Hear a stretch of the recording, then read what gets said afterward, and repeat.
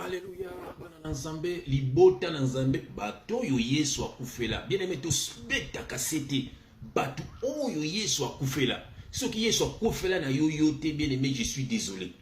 Ah oui, yango kangama na bato mokili, o kangama na makambo mokili. Peut-être Yesu akufela yote, yango kangama na ba faux pasteur, ata ba bimina yo, ata ba senyo mbongo, ata ba nyokolo na ba jeune makabezanga tina, o défendre kabango. Peut-être Yesu akufela na yote, Yesu akiko rendre biso libre, yango to landaka kaka Yesu. Alléluia. Voilà, on déconne bino, papa nda pesie, po apesa yo, po ngai na yo, to landande Yesu. Alléluia. Que Dieu te bénisse. Bien-aimé, le papa Tingala le Belayo. Bien-aimé, ba prière en ligne. Oh, bien-aimé, tout ça la keba, tout ça la attention, na ba prière en ligne. Ba démo ici, ba koti na makambo. Bien-aimé, on te bonde là. Tu ba nini, nzamba nga le Belabiso. Tu bonde na kombo na Yesu Christo. Papa na singo merci. Merci ndongo tininga na fungola bandeko na ngai. Oisi bakoti na kitunga ya satana nzam. Oisi bakoti na kati ya mobulu papa. Po te ba bebisa kondima na bango. Oh papa, na tiki moma kitoko na maboko na yo. Yaka ko délivrer ndeko na yo. Alongwa na ba prière ya ba réseaux sociaux. Alongwa na kati na makambo ba téléphone ya ba minuit ya ba 4 na ba téléphone en ligne nzam. Oh papa makambo yo yebi yangote.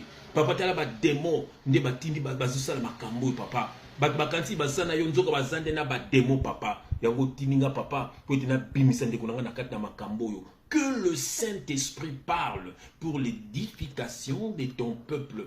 Au nom de Jésus-Christ, notre Seigneur et Sauveur, nous avons ainsi prié et nous disons Amen. Bien-aimé, nous avons tourné Sengo pour être aux yeux bakou ya kolanda ndeko na yo. Bien-aimé, lelo oyo ba prière en ligne. Bien-aimé, makambo yo euti wapi. Bien-aimé, na minute ba pesa bino ba heure ya prière. Bien-aimé, est-ce que la Bible ba poto bazaki na ba heure à prière? On a heure il faut prière. On a minute il faut téléma. On a 4 il faut téléma. O bona boy bien-aimé na le Seigneur. Bolongwa na maboko ya batuyo. Bien-aimé, ba musu ba komi na ba ligne. Na minute bino tout faut boza la connecter. Bien-aimé, est-ce que boye bindenge yazali? Est-ce que bebi soki na sena yaza bolumbu? Mais bino bokoti na ligne bino nyonso. Bien-aimé, na ba démon pe ba koti. Bien-aimé, yango ba prière wana bien-aimé. Ezo mema bino pa nzambete. Ezo mema bino pa Satan. Pas Satana. Bien-aimé, Satan n'a pas pesaka. Satan n'a pas pesaka. Yo moni ko biki na malade. Yo moni ko zu musala. Mais ko mona suka nango e ko memo na place ya mabe. Lilobanza belobi, c'est la bénédiction de l'Éternel qui enrichit et il ne fait suivre d'aucun chagrin. Ce qui libala wana nzambe mtapesa ki undeni bosuki mabelelo. Ah oui. Ce qui musala wana nzambe mtapesa ki undeni ba mbongo ya musala wana mebango na ba okena longa banganda ba boîte ba nini ba place mabe. Omoni siko beneme. Est-ce nzambe mutapambola yo? Beneme, sortez du milieu d'eux. Beneme ba prière ba minuit. Ba prière ba 4 heures, ba prière ba 3 heures, ba prière ba midi, ba prière soki ya ba l'air nini. Neti mukusumona nanga zo episangai, o papa kaba nanga lobaki nanga soki na sambelaka na 4 heures, na sambelaka avant moye bima. Ah! Mais le soleil là qu'on parle le soleil dans la Bible, le soleil c'est Jésus. Le soleil levant c'est Jésus. Au moins il bato bebi parole te. Pour la bon moyo moyi wana. Et comme le gars bandigo baraba avant, o moyi la la raboyi. Biso fiko la to sambela to tala koto n'importe quoi. Bien aimé, dans le verset dans Liboso, dans Romains 12, verset 1 à 2. J'ai lu au nom de Jésus-Christ, je vous exhorte donc, mes frères, par les compassions de Dieu, à offrir vos corps comme un sacrifice vivant, saint, agréable à Dieu, ce qui sera de votre part un culte raisonnable. Yogasko, verset 2. Ne vous conformez pas au siècle présent.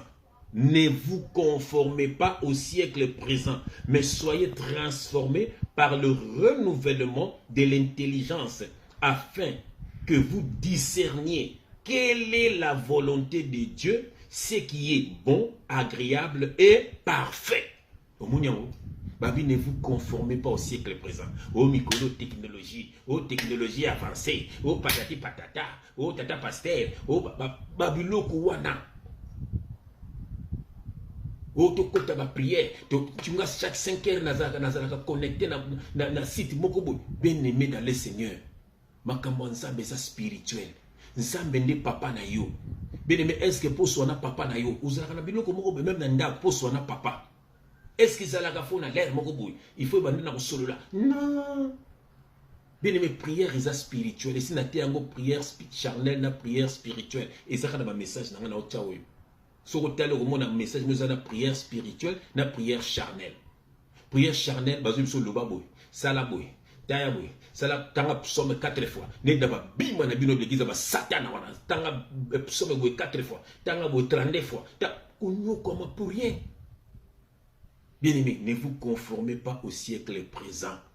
Dieu ne change pas, bien-aimé. Nzambe, c'est toujours le même. Bien-aimé, Nathan Wakala ici, il travaille avec des prophètes. Bien-aimé, Nathan Yassika, la nouvelle alliance, il marche avec nous, ses disciples. Il est venu en chair. Maintenant, tout ce qui était dans la loi, bien-aimé, Isaac a-t-il l'homme comme spirituel. Est-ce qu'on est ma bombe, ami? C'est quoi? Il y a une vérité. C'est lui qui a Christ, il est affranchi. Affranchi. Il y a une vérité, le chemin, la vie et la vérité. C'est Jésus-Christ. Donc, il y a une loi.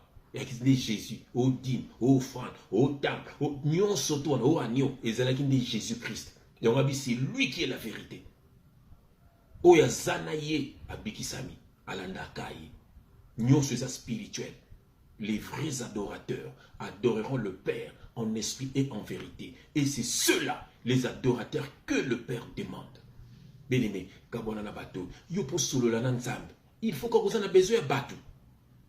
Bien-aimé, Luka, ozala na intimité na nzambe.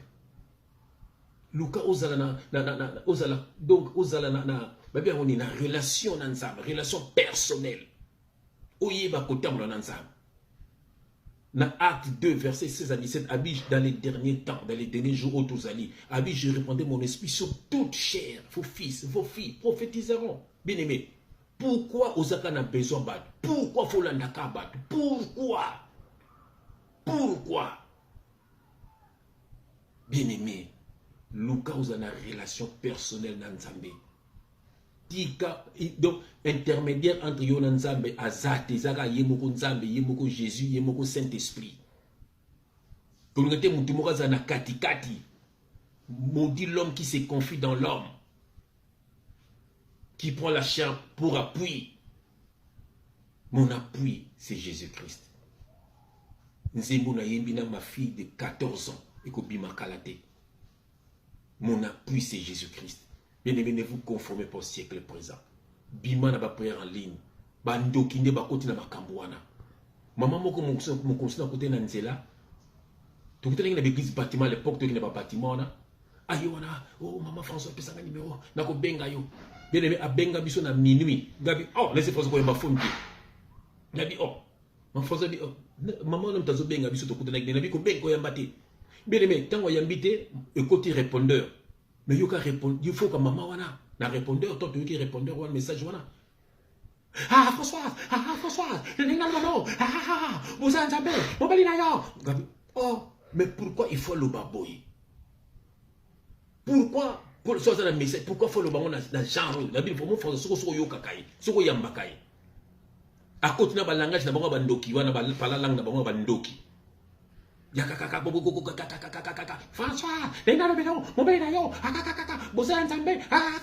C'est quoi ça? Ils ont une vocation, ils ont séduction. Ça c'est un démon qui parle. Bien-aimé dans le Seigneur,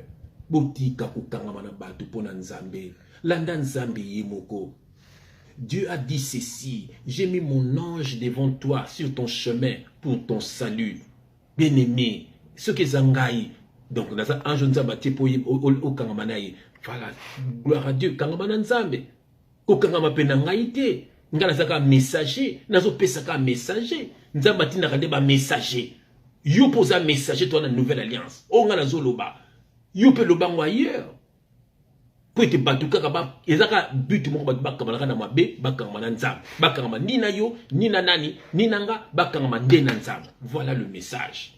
Quelqu'un a fait un à Souka, dans 1 Pierre chapitre 5, verset 8. 1 Pierre, chapitre 5, verset 8. Bien-aimé, je lis au nom de Jésus-Christ. Soyez sobres, veillez, votre adversaire le diable rôde comme un lion rougissant, cherchant qui il dévorera. Bien-aimé. Cherchant qui il dévorera. Yoka, résistez-lui avec une foi ferme, sachant que les mêmes souffrances sont imposées à vos frères dans le monde. Bien-aimé, votre adversaire le diable rôde comme un lion, cherchant qui il dévorera. Voilà. Bien-aimé, karamane na Yesu, aucun manabato mokiliti. Mutumonta à l'intermédiaire na yo na Jésus-Christ. Jésus a dit que fatanse makela ne pona yo. Soko ndimeli kaka ye obikisami. Prière ezalaka spirituelle pour bazo kosa yo bien-aimé. Prière ezalaka spirituelle telle verset na soto lingara mingi to tanga chaque jour na Matthieu 6:6. Na tanga ngo porte na personne ko tanga ngo te linga no tanga te. Na zo tanga Matthieu 6 verset 6 au nom je lis au nom de Jésus-Christ. Bien-aimé yoka. Mais quand tu pries, entre dans ta chambre, ferme ta porte et prie ton Père qui est dans le lieu secret. Et ton Père qui voit dans le secret te le rendra. Et là, il n'y a pas ces aliawa. Si vous avez un problème, quand tu as une chambre, tu fukama, c'est un nzambe. Et si avant là, au sambeli, avant là, au sambeli, au remercie nzambe, pour que bilei, batubeli, bazangi bilei. Au bima ko zongi nanda ko sambeli, pour mingi babima ki bakufi, basele ba accident, babomi bango, ba yo zongi. Et ça ka au remercie nzambe. Bible dit en toutes circonstances, glorifie le nom de l'Éternel. Bien aimé, le ka passe ni les alias. Au même peu, mouli moussanto au tambola na yo, akobate la yo. Bible dit l'ange de l'Éternel campe tout autour de celui qui craint Dieu. Et là, pourquoi tu ne crois pas la parole? Pourquoi le nika ou ça esclave ya bateau? Et qui esclave ya bateau ba yindu, pourquoi kamamaka yo? Pourquoi nous la esclave? Bien-aimé nzambe ya pambola yo. Kangama na Yesu pe ako kangama na yo. Bien-aimé, on a 5 koloba mouli moussanto sala na bomo na yo. Au nom de Jésus-Christ. Amen.